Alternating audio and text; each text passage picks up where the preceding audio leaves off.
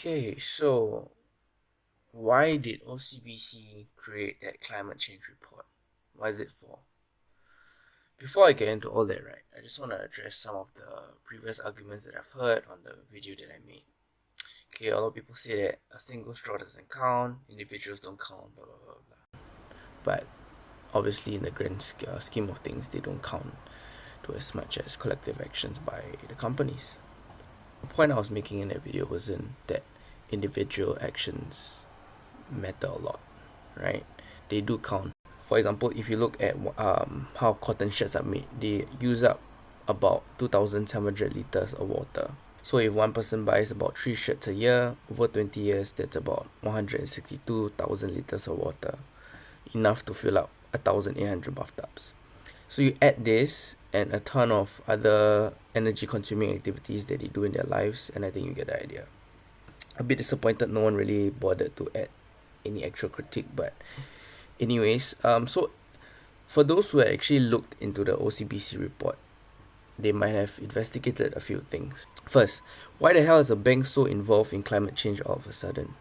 Is OCBC the new IPCC or environmental influencer, or do they actually have some goals with this publication?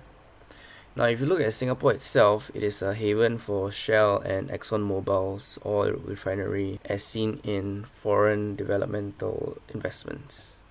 Okay, looking at this report at how big oil gets its funding, banks are ranked as how much they are doing in order to limit their growth and to push for greener measures, alluding to the Paris Climate Agreement. Surprisingly, it has listed not only big banks like HSBC, Barclays, Citibank, JP Morgan, etc., but also Singapore banks such as DBS, UOB, and yes, OCBC.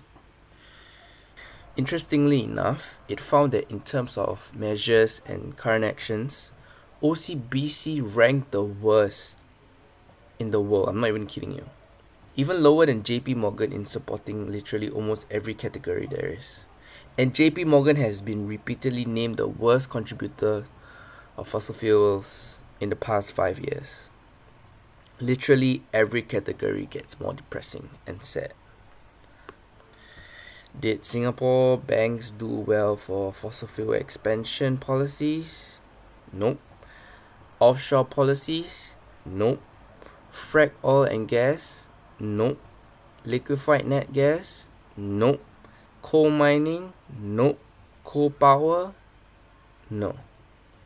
The answer is no. So now it makes a bit more sense why OCBC is trying to thrust itself into the light of green capitalism, except that it isn't really doing anything right now. The part of the report that it makes about Singaporeans is a bit technical, but I will try to break down the climate science.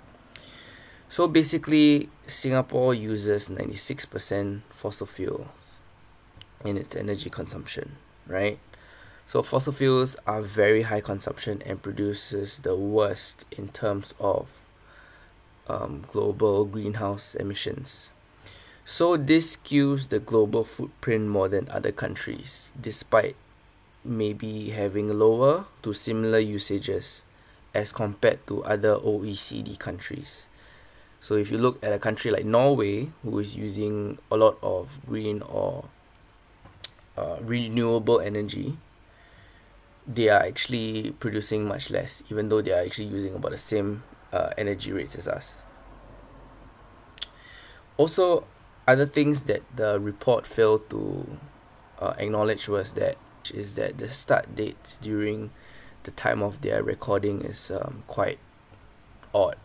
They took measurements of Singaporeans' behaviors and energy consumptions during lockdown, right, in the midst of a global pandemic, where if you're not at work and you're mostly at home, you are going to be using quite a lot of air conditioning and electrical appliances in a moderate to moderately high fashion, right? So that's why they are able to double down on individual responsibility. There's also a lack of past data or control for COVID lockdown, so inevitably there will be a regression towards the mean. Also, another thing that I have found in my research is that a lot of their own workers, right, have very strong ties to big oil companies, like they are having some ancestral relationship or whatever, but I'll just leave that up to speculation for now. So what does the future hold? Okay, so as I mentioned before, after lockdown measures and after things have probably improved a bit, they will compare to next year, saying that there's slight improvements, huge improvements, and then tap onto other slow changes in their policies uh, to lessen the climate anxiety. So why are they doing this? Why not? It's good PR for the bank. They look like they're concerned by having this report. Everyone is happy by good results shown. Everyone moves on and nothing is done. The end. Thank you. But remember this: visibility without commitment to the cause is not progress. This is just obviously cop blocking change. Peace.